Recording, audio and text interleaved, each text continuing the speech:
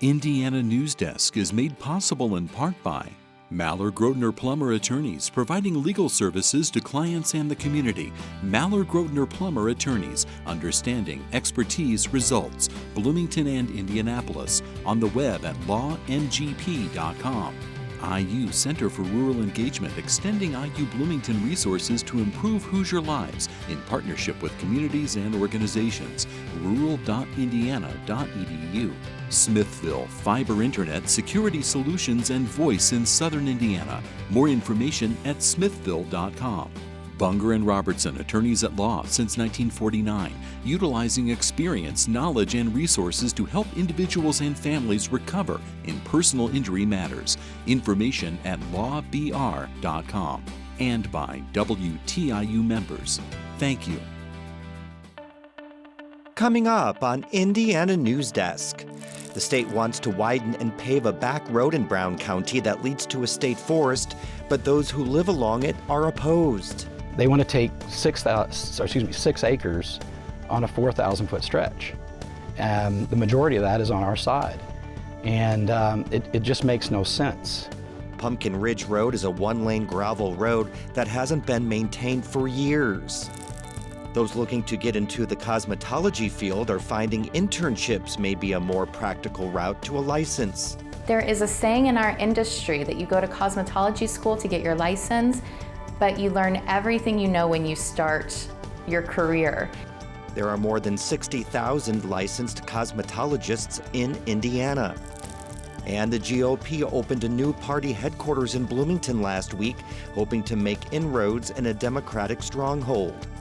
We'll have these stories and more right now on Indiana Newsdesk.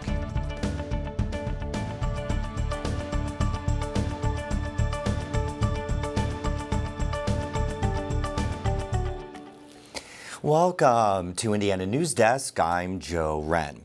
A controversial plan by the state to pave a gravel road in Brown County has homeowners concerned about the impact on the environment, increased traffic, and the $7 million price tag. Isabella Visperini spoke to local residents about why they don't want the road leading to the Mountain Tea State Forest paved. When John and Carmen Mueller went to college in southern Indiana, they used to drive through Brown County, hoping that one day they would be able to purchase a few acres of land. 8 years ago, they did just that. We worked very hard our whole lives to settle down here and retire down here. Living in a cabin about a mile from Mountain Tea State Forest, the Muellers have enjoyed the peace and quiet. And we came down here to be left alone and to leave everybody else alone. But a state project could disrupt the peace. The Indiana Department of Transportation proposes widening and paving Pumpkin Ridge Road, a one-lane gravel road that leads to Mountain Tea State Forest. The road hasn't been publicly maintained for years. The current roadway does not meet contemporary standards, even for a low-speed recreational access road today. As you can see, the area is very wooded, and the existing roadway has a lot of curves to it that will need to be brought up to modern standards. Currently, Pumpkin Ridge Road is about 16 feet wide. When doing this video, we actually encountered another vehicle coming the other way, and you can see the challenges with trying to pass. The current plan proposes a 22-foot, two-lane road with 2-foot shoulders on each side. The project could allow the state to exercise eminent domain, which allows the government to use private property for public use only if the government provides just compensation to property owners. For Mueller, over 5 acres of the 235 he owns could be taken away. What is even more grotesque about this is, it's a casual use of eminent domain. They want to take 6 acres on a 4,000-foot stretch. The majority of that is on our side. And it just makes no sense. But Mueller is more worried about campers potentially trespassing on his property, which borders Mountain Tea State Forest. The park has primitive camping. There are no amenities like bathrooms and electricity. We pick up the trash that's left behind. You put this big road in, you direct more people back there, and when they have to use facilities, when they have to clean up, when they have waste, what are they going to do with it? Chris Tuttle, who has lived on Pumpkin Ridge Road for 10 years, says he's open to change, but doesn't mind having a gravel road. That's part of maturing with the community. We love it back here. We wouldn't let the blacktop be something that would necessarily bother us. We like the gravel only because We can maintain it, we can sculpt it, and it's easier in the wintertime to come up these steep hills. Tuttle is also concerned part of his land could potentially be taken away to expand the road. He is afraid the county might take more land than anticipated for the project. It steals the right of the landowner. It's not a necessity to have this. It is used generally throughout the United States as something for a necessity to make changes within a local community. Now, this isn't a necessity.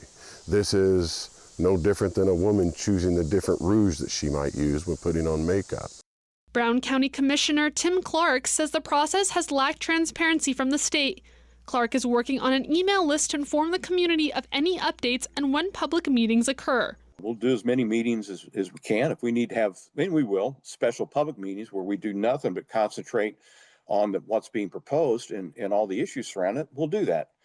There's no rush on this. There's no deadline. We're here to spend as much time as we need to get the right decision for everybody. Officials and citizens have debated the plan at Brown County Board of Commissioners meetings over the last few months. Approving the project has been tabled. The Muellers and Tuttle think a paved road will take away the ruralness Brown County offers. You're going from one paved road onto another paved road, and you take away the adventure. If you're taking kids back there, it's kind of neat to get on a gravel road and be like, oh, what are we going to see? What are we going to explore today? For Indiana Newsdesk, I'm Isabella Vesperini. The state has since acknowledged that it can reduce the scope of the project and will send new proposals to the county. Hoosiers got a chance Wednesday to weigh in on whether the state should require all municipal elections to move to presidential or congressional midterm election years. Part of the meeting covered the potential cost savings and voter turnout impact of moving municipal elections. Municipal elections statewide in 2023 cost about $18 million, with voter turnout of just 20%. The times that we have for voting, I can only imagine that there's people who are going to be behind even longer with the length of the ballot that it's going to be. Secretary of State Diego Morales says he's heard different views as he travels the state. He says elected leaders in larger counties want municipal elections to stay where they are. In some other smaller cities, they want to save some money, and they're willing to move their elections. There are more public meetings in coming weeks in Jeffersonville, Lake County, and Evansville. Well, we're joined now by Olivia Wilson for more headlines from around the state. Hi, Olivia. Hi, Joe. Thank you for having me. I appreciate it. The Indiana Citizen, a nonprofit news outlet, is suing Indiana Attorney General Todd Rokita and Secretary of State Diego Morales over a list of voters they sent to the federal government last year. Rokita and Morales asked U.S. Citizenship and Immigration Services to verify the citizenship status of more than 585,000 registered voters last October. The Indiana Citizen sought access to the list last year under the state's public records law. After previously being told it should have access, the Attorney General's office rescinded that offer, prompting the lawsuit. The state of Indiana will deliver more than $27 million to nearly 500 schools this year through its school safety grant program. Indiana Public Broadcasting's Brandon Smith reports on what the money is used for. Lawmakers increased school safety grant funding in the new state budget by 10%, up to just over $27 million.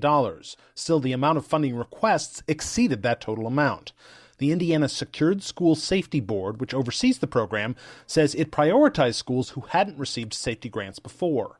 A majority of the schools used the money for law enforcement officers on campus to the tune of nearly $20 million. $5.5 million went towards safety equipment and hardware upgrades. 7 schools spent a total of $32,000 combined on firearm training for staff. The board doesn't release how each individual school will use the money, saying it keeps that private for security reasons. For Indiana Public Broadcasting, I'm Brandon Smith at the State House. The Monroe County Community School Corporation has kicked off the school year with a new online learning curriculum. The corporation is partnering with Edmentum, the largest provider of online learning in the state, to offer over 300 courses, including advanced placement tests. More than 50 children have enrolled in the online school option. The majority of those students were not participating or enrolled in our schools last school year, so we're very excited to be able to have some new students enrolled in the program who didn't participate in MCCSC. This school year, MCCSC has approximately 10,000 students enrolled, including those online. Indiana University and Cook Medical are teaming up for a 5-year partnership focusing on research and workforce development. The university says the partnership should remove administrative barriers for collaboration. Ultimately, it's great for Indiana University, but most importantly, it's great for the state of Indiana. The IU Launch Accelerator for Biosciences in Indianapolis, known as IU Lab, will be the main point of contact for the partnership. Nippon Steel plans to reline a blast furnace at U.S. Steel Gary Works next year. Indiana Public Broadcasting's Rebecca Thiel reports green steel advocates say it's a major financial investment by the company that could lock in decades of harmful pollution. People living near steel plants are at a greater risk for lung and heart problems as well as certain cancers. At a recent community meeting, Gary Councilman-at-Large Kenneth Wisenton says he was in Southwest Michigan a few weeks ago and didn't need to use his asthma inhaler at all. In Gary, he uses it every day. I think growing up here, the common misconception is that air quality is a luxury, not a birthright. Blast furnaces use coking coal to convert iron ore into molten metal. Because they get so hot, the bricks that line the furnaces need to be replaced every 15 to 20 years. Gary advocates want U.S. Steel to use new, direct-reduced iron technology instead of coking coal. When we hear our steel mills saying that they're not interested in making longer-term investments that we know would transition our steel-making processes into something more sustainable, that's a signal that maybe they aren't preparing to stay. For Indiana Public Broadcasting, I'm Rebecca Thiel. No one at U.S. Steel was available for comment. Columbus Mayor Mary Ferdon says the city is addressing concerns with tenants at Nexus Park after last month's city council meeting. As Joe Wren reports, one retailer told the city council that foot traffic has been non-existent due to lack of programming at the field house, located on the Nexus Park campus. The city and Columbus Regional Health converted the empty shopping mall into a health and recreation facility with retail spaces. Mother Bear's Pizza co-owner says since his initial walkthrough more than 2 years ago, only one business has opened. Where's our voice? Where's our venue? We understand that the city and CRH invested millions of dollars in Nexus Park.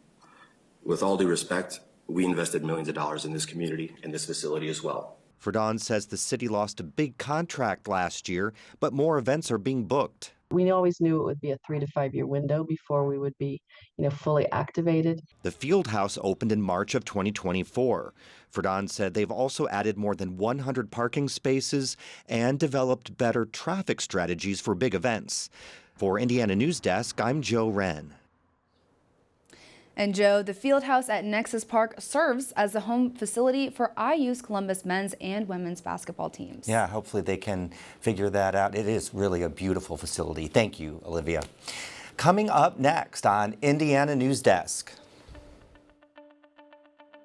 The Monroe County Republican Party opened a new GOP headquarters in Bloomington last week. And aspiring cosmetologists can now earn a license through internships rather than going through a school. These stories and more right here on Indiana Newsdesk. WTIU is proud to amplify local voices and share the stories of what this station means to you and your family. Ken from Bloomington writes, "The newsrooms at WTIU and WFIU must be supported to provide viewers and listeners with news important to them. Support our ongoing commitment to keeping local voices strong. WTIU, here for you, here for good. Become a sustaining member today." It's a peek behind the curtain.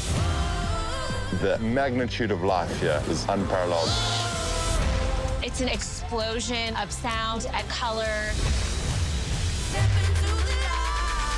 The smallest voice tell the grandest of stories. You are more than what people think you are. I think it's worth fighting for. Yes.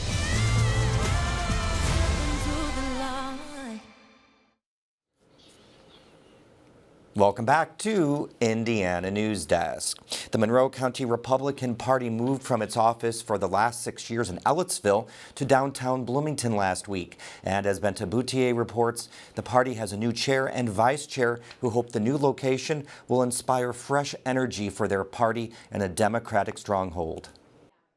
Members of Monroe County's Republican Party gathered last week at the John East House in downtown Bloomington to open its new headquarters. 3, 2, 1. All right. 4 years ago, local GOP leaders told the Herald Times that the Indiana GOP was not invested in Monroe County. But now the tone is different, as the opening attracted state and local political heavy hitters. Lots of elected officials here. See State Representative Dave Hall. We got State Senator Eric Cook, Secretary of State Diego Morales, Town Councilman William Ellis. Morales, a Republican whose office oversees elections for Indiana, says he regards Monroe County as an opportunity for growth in the GOP and a place of focus for voting efforts. I want as many students to be part of the election process. We're trying to register them to vote. Monroe County and Bloomington are often referred to as a blue dot in Indiana's sea of red, and at a local level, that's largely the case. Bloomington's had a Democratic mayor since 1972. The last time it had a Republican on city council was 2011. The Monroe County Council's 7-member body has 1 Republican. The last time Monroe County elected a Republican commissioner was 2008. The Monroe County GOP elected new leadership last year. Vice Chair Noel Conyer says the new office location is a good start for garnering new support. And next comes elections. I hope that we as a county party are going to be able to give them candidates if they're unhappy with the things that have happened up to date. At a national level, though, Monroe County hasn't voted for a Republican president since George Bush in 2000. It diverged from the nation in 2004 with John Kerry, the narrowest margin the county's had for a presidential candidate in the last 25 years. The candidate to win by the widest margin was Obama in 2012. But the county does have pockets of solid Republican support. Ellettsville hasn't elected a Democrat to town council since 2004. State Legislative District 62, covering a large part of Monroe County, consistently elects Republicans. Dave Hall won the seat by narrow margins in 2022 and again last year. I was for sure an underdog in 2022. I think that's what, the Republicans in Monroe County, regardless of what tools they bring, it's going to take a lot of work to get people to vote for them and to earn that trust in the community. So I think this is a great start. Hall says good candidates and policy will be key moving forward. I think it's important to just stay focused on the things that you can control and let them know that you're not here to solve all the federal issues. You're here to learn how you can be a better local elected official for them. The Greater Bloomington Chamber of Commerce is a nonpartisan organization for local business. It participated in the ribbon cutting because the Monroe County GOP is a member. The chamber's leader used to be a Monroe County councilman who ran as a Democrat. To make headway, Spoonmore says the local GOP and Republican candidates need visibility. More common sense policies in place that will help ordinary, everyday people achieve the goals of prosperity that they have for themselves and their families. And I don't think that is necessarily a Democrat or a Republican thing. Conyer says the Monroe County voter is looking for candidates who will work on fiscal responsibility through taxes and budgets, along with crime. The Monroe County voters are probably going to be focused on the crime that has risen in Monroe County.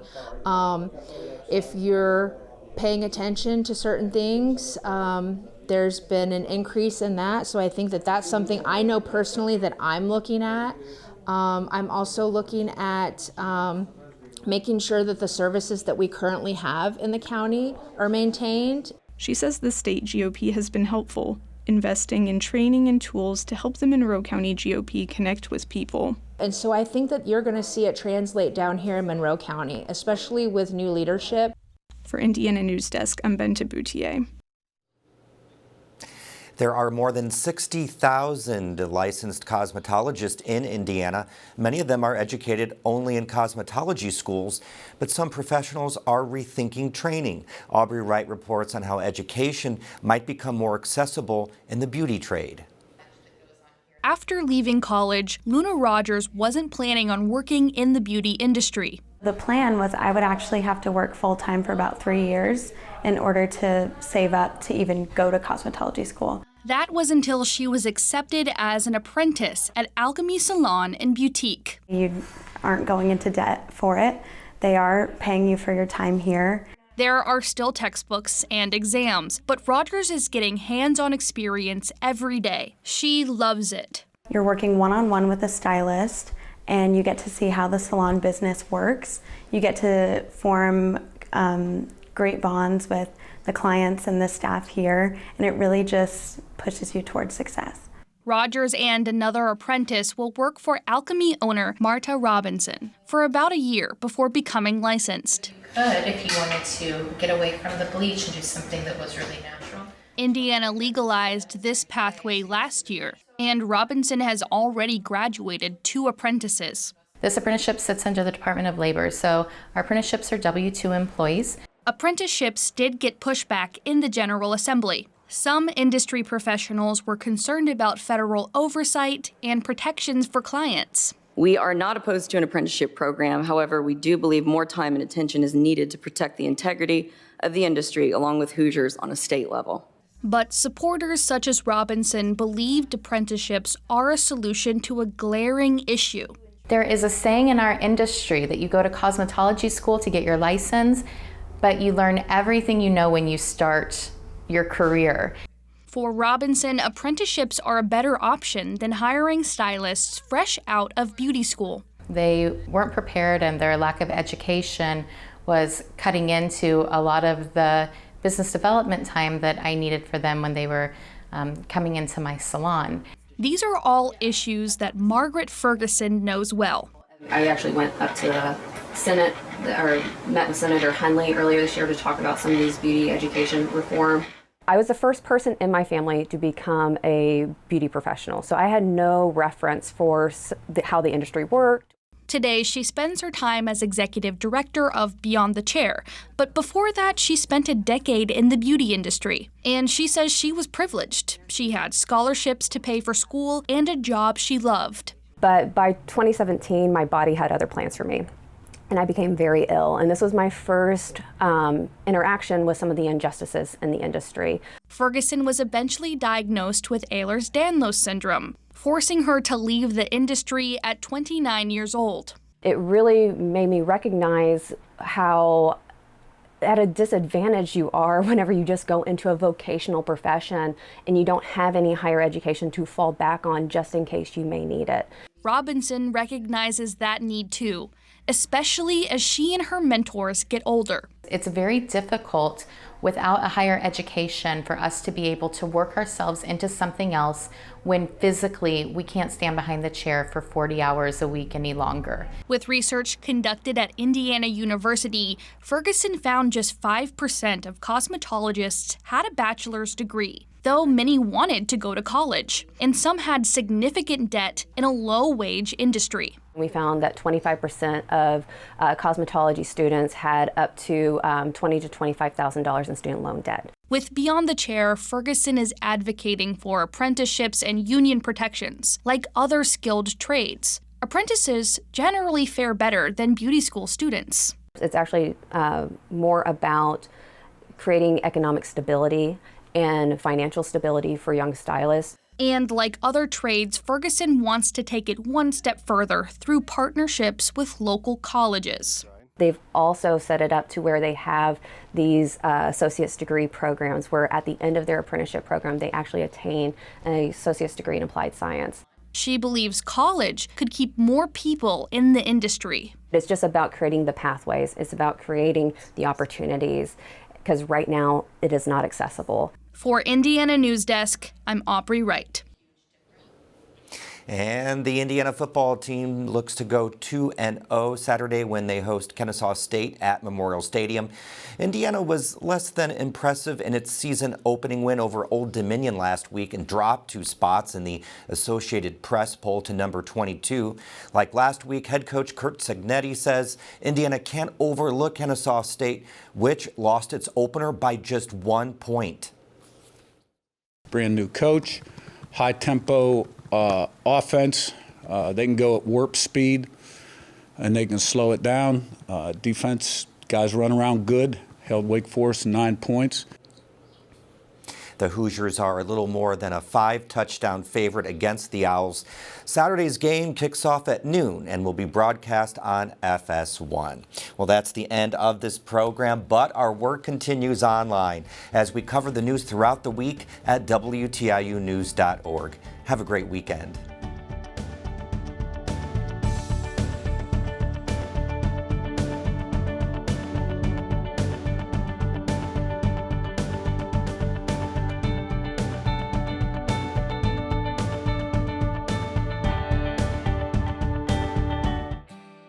Indiana Newsdesk is made possible in part by Maller Grotner Plummer Attorneys, providing legal services to clients and the community.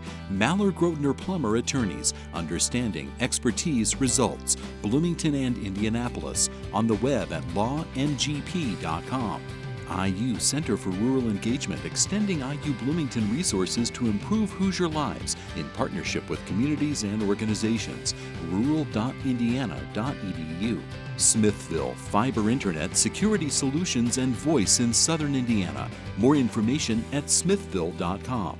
Bunger and Robertson, attorneys at law since 1949, utilizing experience, knowledge, and resources to help individuals and families recover in personal injury matters. Information at lawbr.com. And by WTIU members. Thank you.